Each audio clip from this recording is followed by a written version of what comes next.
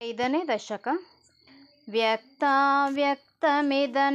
ಕಿಂಚಿದಭವತ್ ಪ್ರಾಕ್ಪ್ರಾಕೃತಪ್ರಕ್ಷಯೇ ಮಾಯಾಯಾಂ ಗುಣಸಾಮ್ಯರುದ್ಧವಿಕೃತೌ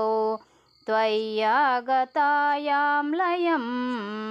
no ಮೃತ್ಯುಶ್ಚ ತದಾಮೃತಂಚ ಸಮಭೂನ್ ನಾಹ್ನೋ ನ ರಾತ್ರೇ ಸ್ಥಿತಿಃ ತತ್ರೈಕಸ್ತ್ವಮಶಿಷ್ಯಥಾ ಕಿಲ ಪರಾನಂದಪ್ರಕಾಶಾತ್ಮನಾ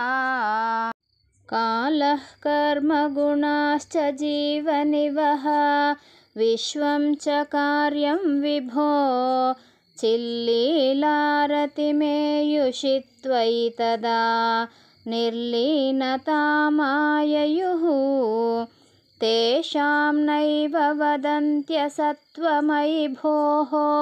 ಶಕ್ತ್ಯಾತ್ಮನಾ ತಿಷ್ಠತಾಂ no ಚೇತ್ ಕಿಂ ಗಗನಪ್ರಸೂನಸದೃಶಾಂ ಭೂಯೋ ಭವೇತ್ ಸಂಭವಃ ಏವಂ ಚ ದ್ವಿಪರಾರ್ಧಕಾಲವಿಗತಾ ವೀಕ್ಷಾಂಸಿ ಸೃಕ್ಷಾತ್ಮಿಕಾಂ ಬಿಭ್ರಾಣೆ ತ್ವಯಿ ಚುಕ್ಷುಭೆ ತ್ರಿಭುವನೆ ಭಾವಾಯ ಮಾಯಾ ಸ್ವಯಂ ಮಾಯಾತಃ ಖಲು ಕಾಲಶಕ್ತಿರಖಿಲ ದೃಷ್ಟಂ ಸ್ವಭಾವೋಪಿ ಚ ಪ್ರಾದುರ್ಭೂಯ ಗುಣಾನ್ ವಿಕಾಸ್ಯ ವಿದದುಃ ತಸ್ಯಾ ಸಹಾಯ ಕ್ರಿಯಾಂ ಮಾಯಾ ಸನ್ನಿಹಿತೋ ಪ್ರವಿಷ್ಟ ವಪುಷಾ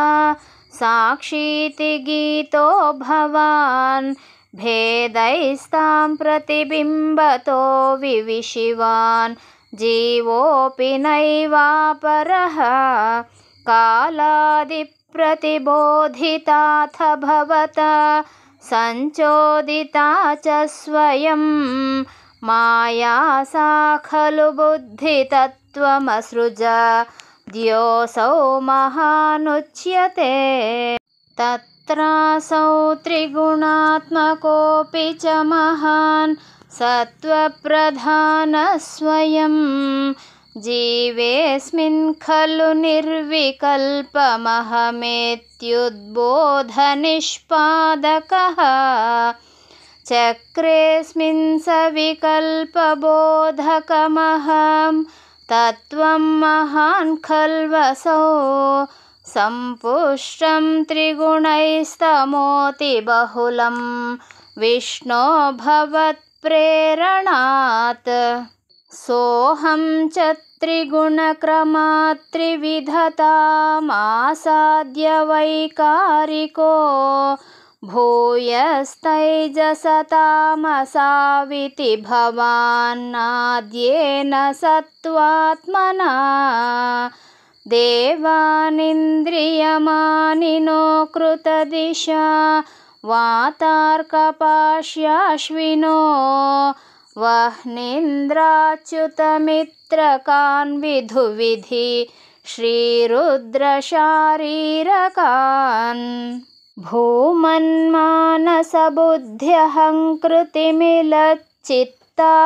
ಭೂಮನ್ಮಾನಸಬುದ್ಧ್ಯಹಂಕೃತಿಮಿಲಚ್ಚಿತ್ತಾಖ್ಯವೃತ್ಯನ್ವಿತಂ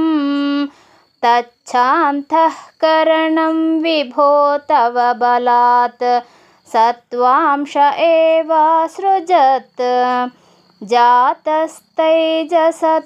ದಶೇಂದ್ರಿಯಗಣ ಸ್ತತ್ತಾಮಸಾಂಶಾತ್ ಪುನಃ ತನ್ಮಾತ್ರಂ ನಭಸೋ ಮರುತ್ಪುರಪತೆ ಶಬ್ದೋ ಜನಿತ್ವದ್ಬಲಾತ್ ಶಬ್ದಾದ್ವ್ಯೋಮ ತತಃ ಸಸರ್ಜಿತ ವಿಭೋ ಸ್ಪರ್ಶಂ ತತೋ ಮಾರುತಂ ತಸ್ಮಾದ್ರೂಪಮತೋ ಮಹೋಥ ಚರಸಂ ತೋಯಂ ಚ ಗಂಧಂ ಮಹೀಂ ಏವಂ ಮಾಧವ ಪೂರ್ವಪೂರ್ವಕಲನಾ ದಾದ್ಯಾದ್ಯಧರ್ಮಾನ್ವಿತಂ ಭೂತಗ್ರಾಮಮಿಮಂ ತ್ವಮೇವ ಭಗವನ್ ಪ್ರಾಕಾಶಯಸ್ತಾಮಸಾತ್ ये ते भूतगणास्तथेन्द्रियगणा देवाश्च जाताः पृतं नोषे कुर्भुवनाण्डनिर्मितिविधौ देवैरमीभिस्तदा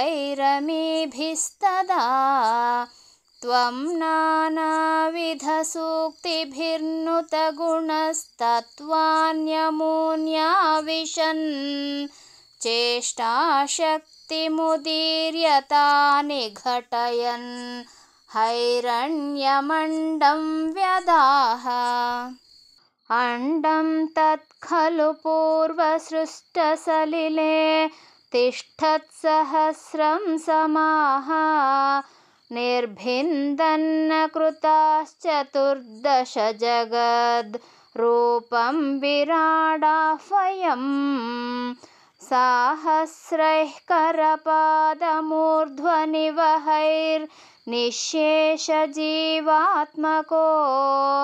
निर्भातोऽसि मरुत्पुराधिपसमां